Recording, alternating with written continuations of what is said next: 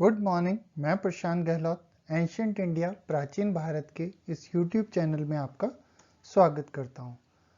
आज का जो हमारा वीडियो है वो आपका, जिसे आप स्नेक हेड या मुरेल के नाम से जानते हैं, जिसमें हम आपको शुरू से लेके टिल हार्वेस्ट तक का प्रोसेस बताएंगे विद एग्जाम्पल। तो चलिए शुरू करते हैं।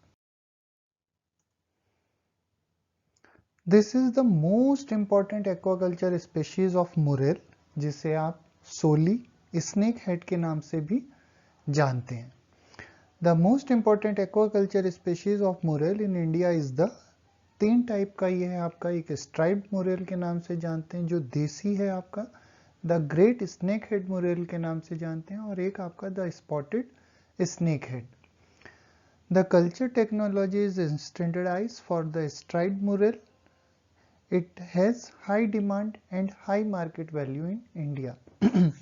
तो ये आपका एक हाई वैल्यू स्पीशीज में आता है, जिसमें आपका स्ट्राइप्ड मुरेल जो आपका इनहेबिटेट है इंडिया का, और उसका साइज भी आपका ज़्यादा नहीं जाता है, 100, 150, 200, 225 ग्राम तक वो जाता है, और एक हाई वैल्यू स्पीशीज में आता है। 6 to 8 मंथ्स का उसका कल्चर है आपका। तो जो उसका ब्रीडिंग मेथड है, सबसे पहला कि जो आपका सीड्स वगैरह आता है डायरेक्टली हैचरीज से मिलता है, जो आपको इंच के हिसाब से मिलता है। लाइन का कंसेप्ट जनरली नहीं मिलता, 1 इंच, 1.5 इंच, 2 इंच तक का बच्चा होता है। और अगर आप इसका ब्रीडिंग वगैरह जनरली अगर आप यूपी बिहार के साइड से देखें, तो जितना भी हमें बच्चा मिलता है वो सारा वाइल्ड कैच का मिलता है। तो काफ़ी बार उसको कमर्शियल फीड उतारने में प्रॉब्लम होता है, क्योंकि वो उसका हैबिट नहीं है। पर जब भी आप इसका कमर्शियल लेवल पे फार्मिंग करें तो कोशिश करें कि आप हैचरी सीड ही परचेज करें। अगर आप इसका ब्रीडिंग वगैरह का सोच रहे हैं तो छोटे स्मॉलर टैंक, जिसमें अर्दन लाइन पॉन्ड भी हो सकते हैं, और जिसकी डेप्थ आपका 80 centimetre, 100 centimetre, 2.5 foot, 3 foot, 3.5 foot तक हो सकता है। उसको डिसइंफेक्ट कर दीजिए अच्छे से, उसमें कोई भी प्रेडेटर फिश वगैरह या कोई भी आपका कैटफिश ना हो। और जो आपका ब्रूड स्टॉक उसमें मेंटेन करना है आपको 1 मेल 1 फीमेल पे। आइडेंटिफिकेशन आपको थोड़ा एक्सपीरियंस के बाद आएगा। तो मोटा मोटा जो है कि male snake head fish are thin, थोड़ा पतला होगा, और हैज बिगर फिन्स और हेड। ये मेल का है। फीमेल का क्या होगा कि बिगर फैटी होगा, लार्जर होगा, और सॉफ्ट एब्डोमेन होगा जो उसका बेली होगा, और स्मॉलर फिन्स होंगे। तो थोड़े एक्सपीरियंस के बाद you can identify male and female. Breeding in adult fish common that they are 9 to 12 months old. जब वो 9 से 12 महीने के हो जाएंगे, they are ready to breed. Brooder are used for 2 to 5 years depending upon their performance and the hatchery breeding protocol. 2 से 5 साल तक वो अच्छा परफॉर्म करेंगे, जो उनका सीड आएगा एक गुड परफॉर्मेंस का होगा, और उसका सर्वाइवल भी अच्छा होगा। धीरे धीरे धीरे धीरे आपको अपना ब्रूड स्टॉक चेंज करना होगा। सॉरी। इस तरह के आप छोटे छोटे अर्दन पॉन्ड में, लाइन पॉन्ड में, बायोफ्लॉक पॉन्ड में, कहीं पर भी इसका कल्चर कर सकते हैं। पहला प्राइमरी मोटो है कि उसका आप हैबिटेट समझें और वाटर पैरामीटर ऑप्टिमम रखें। अगर आप ब्रीडिंग वगैरह कराने का सोच रहे हैं तो आपको साइड में इस तरह का नेस्टिंग मटेरियल देना पड़ेगा, जहां पर वो अपने एग वगैरह ले करके रख पाए अगले 24 घंटे के लिए। और जो आइडियल टेम्परेचर है वो 28 डिग्री सेंटीग्रेड का होगा फॉर द आइडियल फर्टिलाइजेशन। इस तरह के जो वाइट एग्स होंगे वो आपके हेल्दी एग्स होंगे, जिसमें से आपका हैचिंग के बाद बेबीज आएगा। इस तरह के जब वो ड्रॉप करेगा अपने एग्स आफ्टर ब्रीडिंग, तो इस तरह के आपको मिलेगा जहां भी आप उनको हैबिटेट देंगे। तो basically a nest is created with twigs and grass in one shallow corner of the pond and is provided with a shade. तो जनरली क्या है कि जो भी आप उसको ट्विक्स और ग्रास से देंगे, जहाँ पे एक सॉलो कॉर्नर है आपका पॉन्ड का विथ शेड के लिए, spawning occurs naturally with in about 24 hours में। अगर आप नेचुरल ब्रीडिंग कर रहे हैं तो 24 घंटे में आपका स्पॉनिंग हो जाएगा वहाँ पे। और जो आपका हैच है, अगर वहाँ पे आइडल टेम्परेचर आपका रहा अराउंड 28 डिग्री सेंटीग्रेड, तो 24 से 30 घंटे में स्पॉनिंग आ जाएगा। Generally, hatcheries do not estimate the number of eggs obtained per spawn, but each spawn yields between 10,000 to 12,000 fingerlings. इतना आपको मिलेगा। फीडिंग, बेसिकली फीडिंग जो इनिशियल है, जब उसका एग यॉक होगा उसके पास, तो नेक्स्ट 1 डे तक आपको कोई उसको फीड देने का ज़रूरत नहीं है। पर जैसे ही वो आफ्टर 1 डे आपका जाएगा फीडिंग पर, तो आप उसको लाइव फीड में दे सकते हैं। लाइव फीड में आपका मोइना जो है as a live feed, as a zooplankton है, कॉपवर्ड आप उसमें दे सकते हैं फॉर फर्स्ट 18 डेज। तो जो भी उसमें देंगे आप, डस्ट वगैरह, लाइव फीड वो प्रीफर करता है, उसमें आप उसको दे सकते हैं। फ्रॉम द 18 डे, जो 18 दिन आएगा, उसके बाद आप उसमें फिश मील, आपका राइस ब्रेन, आपका एग, बॉइल्ड एग या मोइना 50-50% का रेशियो 23 दिन तक आप नॉर्मल चला सकते हैं, क्योंकि तब तक वो बच्चा उतना ही लेने के लिए कैपेबल होगा। उसके बाद जो रहेगा, आप उसको 50% अपना फिश मील और उसमें आपका कॉपवर्ड, आपका मोइना, जू प्लैंकटन, नेचुरल फीड और 50% आप अपना कमर्शियल पैलेट फीड पे आप ले आइए, जिसमें आपका 40% प्रोटीन और 6 to 8% का फैट होगा। और वो कंटिन्यू आप चलाएंगे उसको 40 डेज तक, जिससे वो क्या होगा कि आपका हैबिटेट में रहने के लिए कैपेबल हो जाएगा और उसको दोनों फीड समझ में आने लगेंगे। तो थोड़ा सा ट्रिकी है, थोड़ा सा मेंटेन करेंगे, यू कैन ईजिली कंटिन्यू। इस तरह का आप अगर बायोफ्लॉक इंक्लूड करते हैं, जिसमें आप विद द हेल्प ऑफ कॉपवर्ड, राइस ब्रेन का फर्मेंटेशन, एक्वा मिमिक्राई, बहुत सारे कंसेप्ट लगा सकते हैं, तो इस तरह का रिच लाइव फीड आपको मिल जाएगा अपने कल्चर में देने के लिए। तो ये भी आप मेंटेन कर सकते हैं।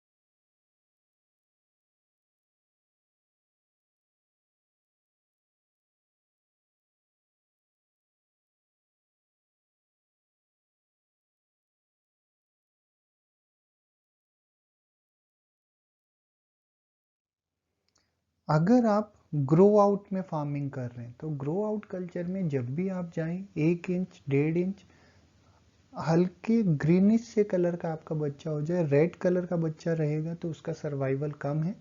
थोड़ा सा स्ट्राइप्ड उस पे आ जाए, ग्रीन कलर का, डार्कर कलर का बच्चा हो आपका, और 1000 लाइन से ज़्यादा हो, अगर कहीं से आप ले रहे हैं, 1 ग्राम 1.5 ग्राम तक का बच्चा, आपका अच्छा सर्वाइवल आपको मिलेगा उसमें।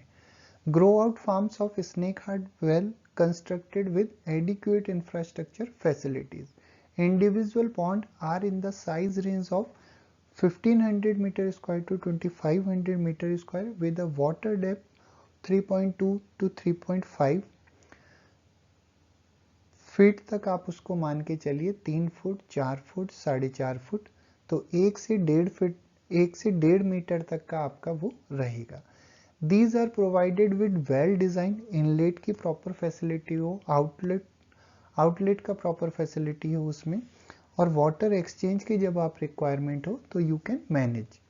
Bigger farms also have central drainage system that efficiently remove sludge from the center of the ponds. Ponds are also provided with aerator to maintain oxygen level and water quality.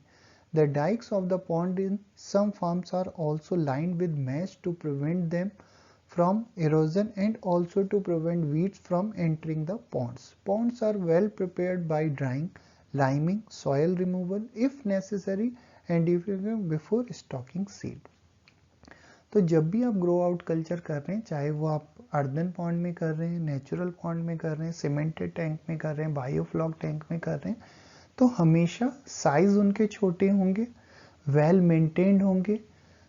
कोशिश करें उनको covered करके रखें क्योंकि nature जो है उसका jumping behaviour है, आपके पॉन्ड से बाहर जा सकता है।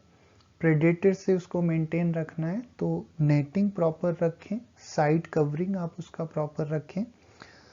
पानी के लिए इनलेट आउटलेट की व्यवस्था आपके टैंक में प्रॉपर होना चाहिए। बड़ा टैंक है तो सेंट्रल ड्रेनेज की फैसिलिटी आपके पास होना चाहिए कि जब भी आपको लगे कि आपके टोटल सस्पेंडेड सॉलिड की क्वांटिटी बढ़ गई है तो आप उसको फ्लश आउट कर सके और अपने वाटर क्वालिटी को मेंटेन कर सके।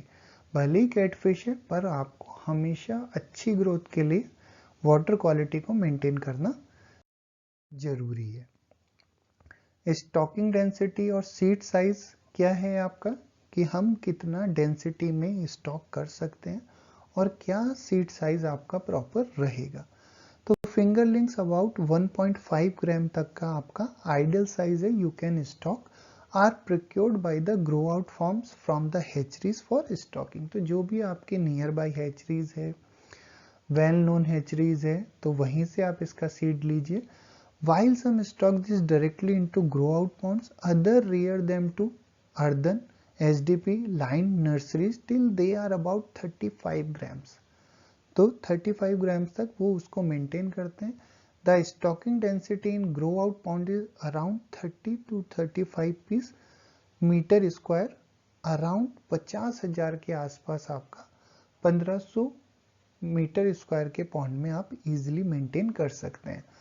और depending upon the infrastructure available and size to be harvest, और क्या साइज आप उसका लेना चाहते हैं और आपके पास इंफ्रास्ट्रक्चर कैसा है in term of maintain your water quality. Feeding और पॉन्ड मैनेजमेंट सबसे ज़्यादा जरूरी कंपोनेंट है क्योंकि आपका सर्वाइवल, आपकी ग्रोथ उसी पर मेंटेन करेगा। जो फिश को आपको देना है, कमर्शियल फ्लोटिंग फीड दे सकते हैं, लाइव फीड दे सकते हैं, एक्वा मिमिक्री की हेल्प से आप बना सकते हैं, फर्मेंट करके दे सकते हैं। अपना कमर्शियल 50% कमर्शियल 50% अपना होममेड, पर वाटर क्वालिटी को हमेशा मेंटेन करना है। थोड़ा शाई है आपका फीड इनटेक में, तो एक आप अर्ली मॉर्निंग और एक लेट नाइट आप दे सकते हैं। डे में जनरली अवॉइड कीजिए फीडिंग का। और जो आपका फीडिंग कॉस्ट पड़ेगा अप्रॉक्स 90 टू 100 रुपीज़ केजी मिलेगा, और जो आपका एंड प्राइस आपको मिलेगा अप्रॉक्स इंडिया में 350 rupees per KG to 450 rupees per KG as a wholesale price होगा। इस तरह से कलरिंग पैटर्न ज़्यादा डिपेंड करता है। Disease prevention is better than cure. अगर आप वाटर क्वालिटी को मेंटेन रखेंगे तो डिजीज नहीं आएगा। फिर भी डिजीज आता है तो फीड के साथ ही आप विटामिन सी है, मिनरल मिक्सचर है, वो कंटिन्यू आप दीजिए उसको। फिर भी अगर आती है डिजीज तो एंटीबायोटिक्स ट्रीटमेंट है, you can use it. Multivitamin के साथ आप उसको दे सकते हैं, विटामिन सी के साथ दे सकते हैं, so that they can immune better. और जब भी डिजीज आता है तो वाटर क्वालिटी को मेंटेन रखें। अगर वाटर एक्सचेंज की फैसिलिटी है तो वो भी आप वहां पे कर सकते हैं टू कंट्रोल योर डिजीजेस।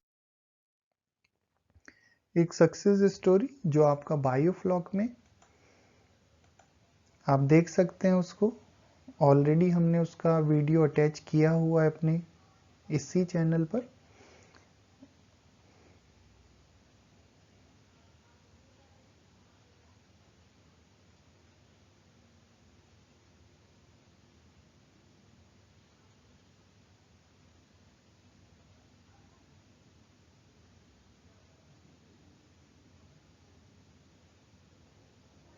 तो ईजिली आप इसको कहीं पर भी कर सकते हैं। जो आपके अर्दन पॉन्ड है वहाँ पे थोड़े कंसर्न आ सकते हैं आपको, क्योंकि हार्वेस्टिंग के टाइम पे आपको टोटल ड्रेन आउट वो करने पड़ेंगे। तो ड्रेन आउट की फैसिलिटी जहाँ पर नहीं है, क्योंकि सॉइल में चला जाता है तो आपको वहाँ से निकालना है, प्रॉब्लम होगा। तो थोड़ा सा उन चीज़ों को भी मैटर करें। अदरवाइज आपके अर्दन पॉन्ड में, लाइन पॉन्ड में, बायोफ्लॉक कल्चर में कहीं पर भी आप इसको कर सकते हैं। हार्डी फिश है, बट वाटर क्वालिटी को मेंटेन रखिए for the good performance and for the good growth.